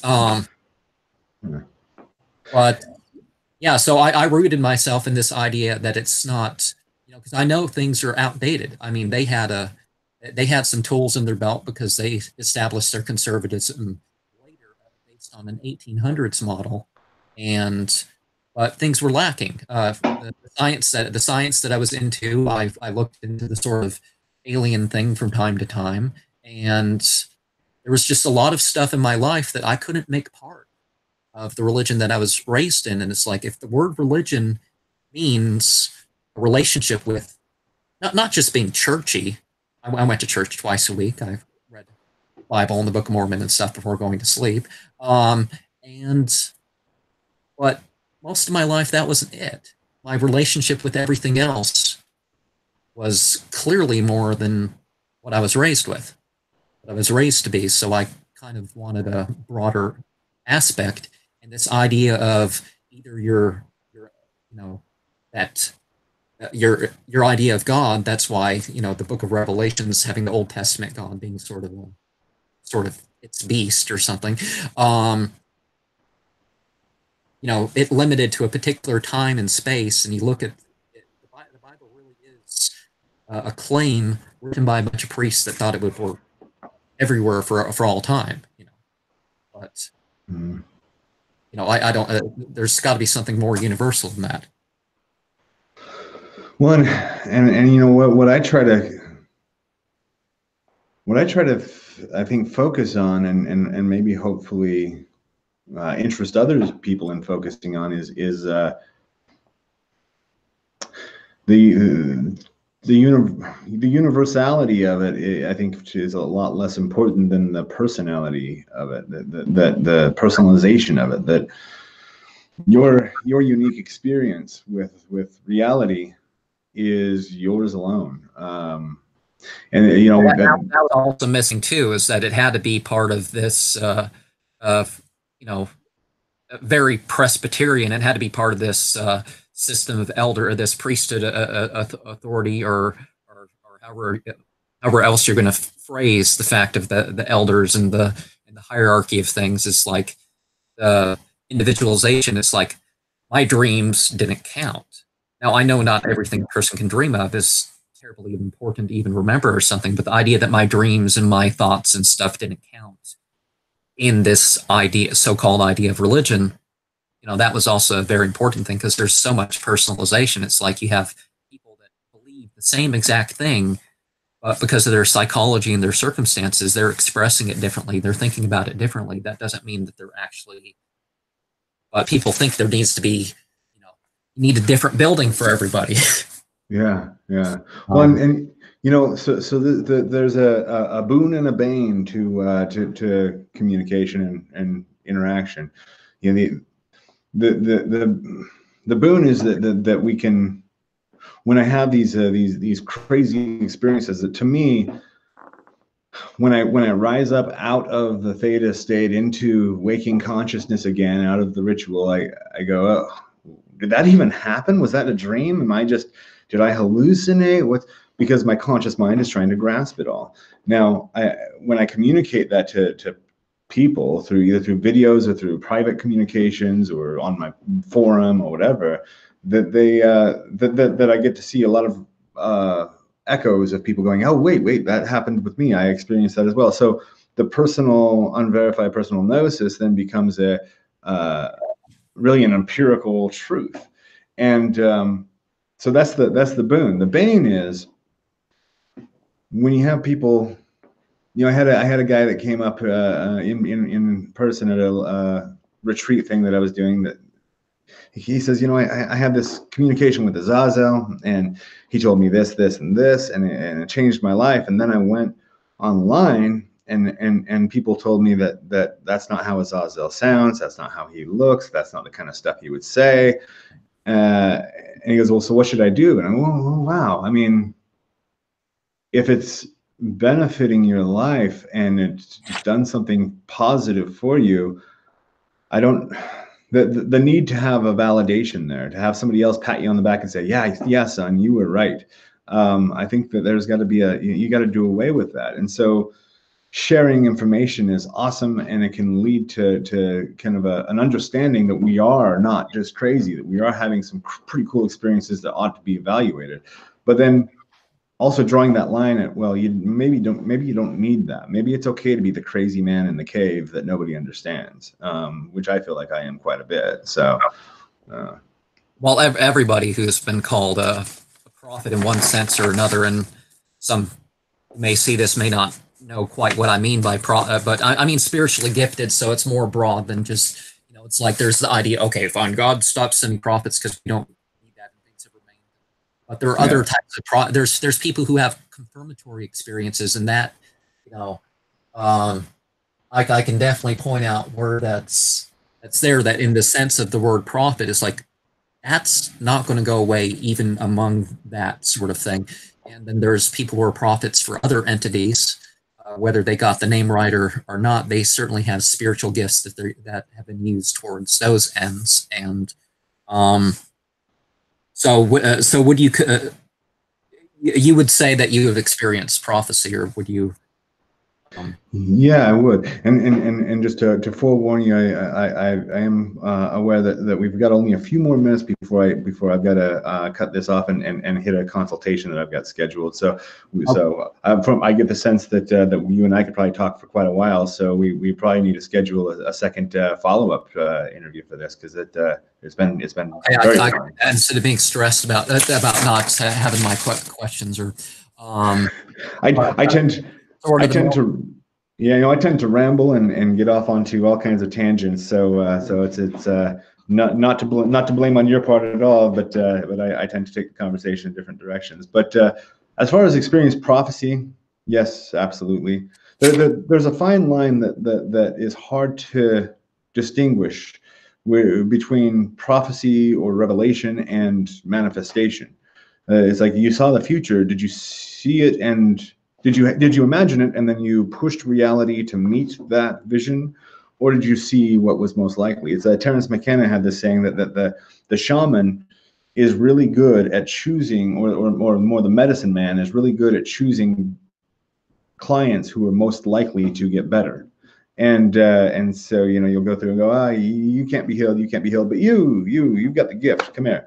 And so are you healing that person, or are you choosing the most likely person to be healed? It's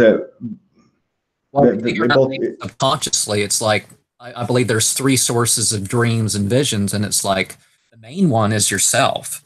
And we figure out stuff all the time in our dreams and unconsciously, that it's like, and it's like with oracles, like tarot decks, some of it has nothing to do with the scratches. It's like you get familiar with the deck, and then you somehow start becoming better and better when compared with chance, and how this card's going to be this card, and this card's going to, but it's because somehow you're following along, and with a little practice with that particular thing, your mind's connecting to it.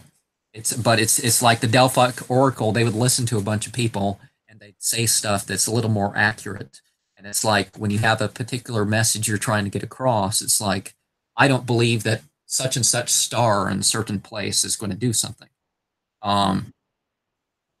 You said you got to go, so I do, yeah. No, I do. I've got a client that's going to be waiting for me right now. But oh man, first off, I got to say thank you for jumping onto the live chat that I was doing and suggesting that we have this conversation. It's been a fun conversation.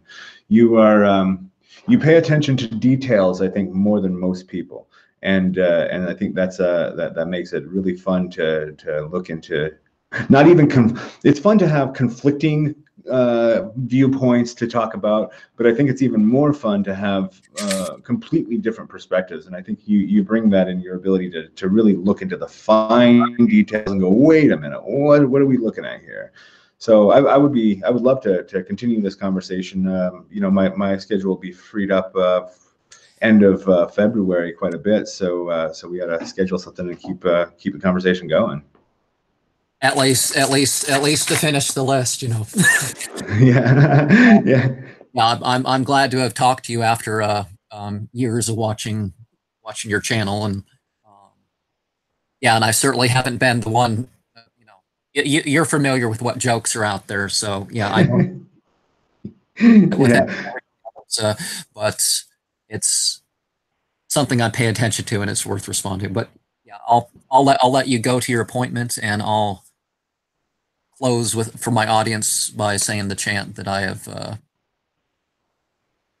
scheduled. So perfect. I mean that I've figured out. So okay, the order here. I don't know how many times I'm going to go through this, but I guess the order is Belial, Lucifer, Maimon, Azazel, Abaddon, Lucifuge, Beelzebub, Baal, Asmodeus, and Satan. So these are chants about responding to the issue or whatever, but I'm going to get back into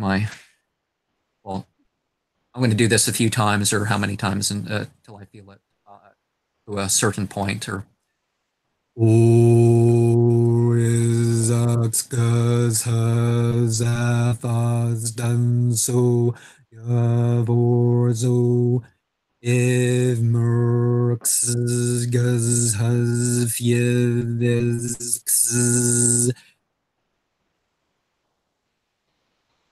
Yrzhz, Rxvi, Ofxruvi, Vozm, Ivbz, Znzbnlm, Vbvm, Zazavo, Zbvm,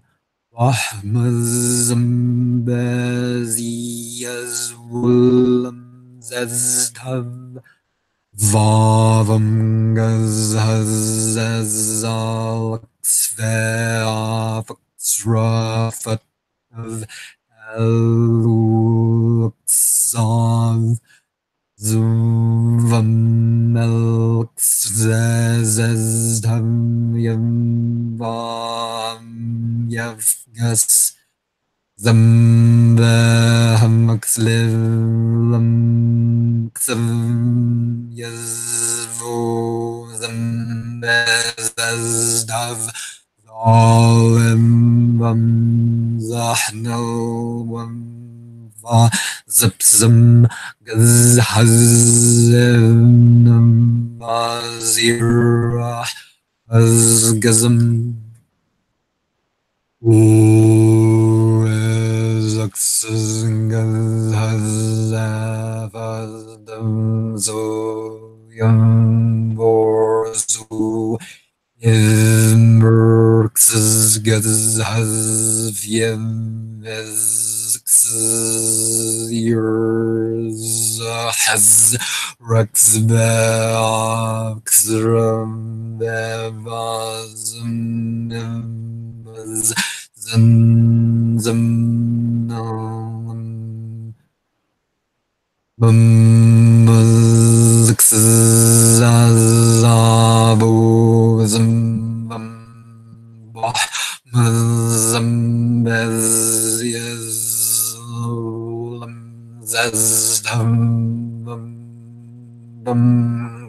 Yrzhz, ezolxfi, Ofxruftv Ilulxzov, zolivm, elxzi, zeztv, Yvvoavyfgs,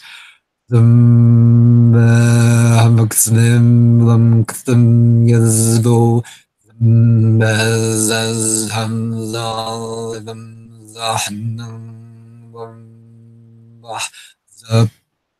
Vbvm, Gzhz,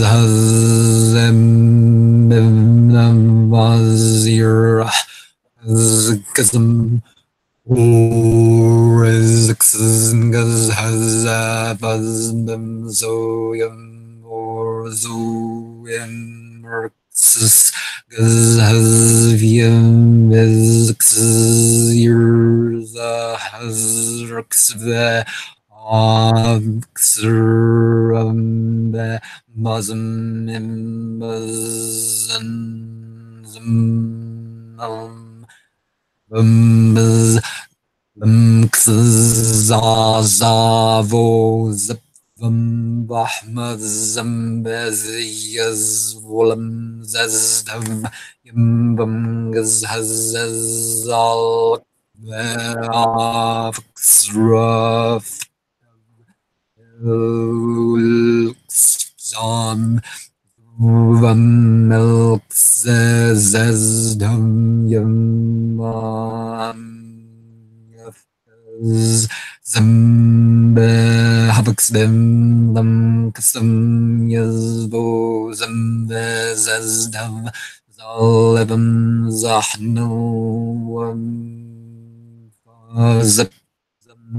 Gzhz,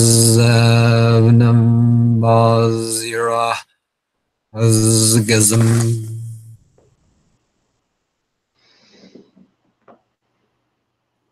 So, to those who see this, comment and question. But things were kind of blurry and rainbowy for a moment, but I don't have any more to say about how I was feeling. So. No, that was an amazing experience. I thank you for sharing that, not just with me, obviously, but with your audience as well. This I enjoyed the sensation of that. It was quite something. I do have to jump off and jump onto my consultation, but thank you again, and I'll hit you up by email. We'll plan something for part 2. Huh? Okay. All right.